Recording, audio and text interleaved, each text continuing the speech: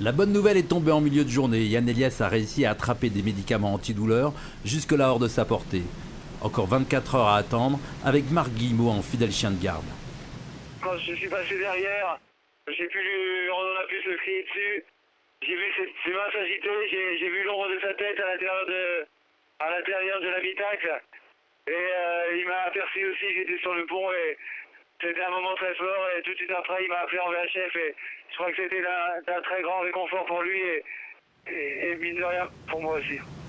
Demain après-midi, si tout va bien, soit après le sauvetage du skipper de Generali par la marine nationale australienne, Marc pourra reprendre sa marche en avant, tout comme Sam Davis sur Oxy. Ils seront bien sûr indemnisés du temps passé. Un jury international va statuer.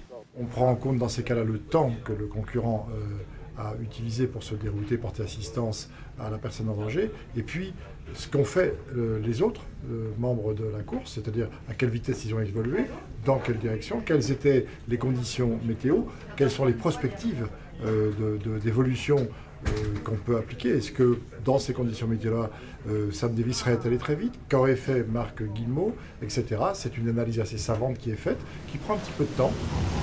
Devant, comme toujours, cela ne traîne pas. Les deux premiers, Michel Desjoyaux et Roland Jourdain, ont encore été les plus rapides. Ils entreront dans le Pacifique dès cette nuit. Sébastien Josse, troisième, est à plus de 150 000. Avec Vincent Rioux, il témoigne si besoin était de la violence des chocs. Ça fait froid dans le dos, hein. C'est sûr que c'est des bateaux très raides, ils sont entièrement en carbone. Donc quand l'onde part de l'étrave, ou même quand le bateau il s'arrête à 25 nœuds dans une vague, quand on dit qu'on s'arrête, c'est pas qu'une image.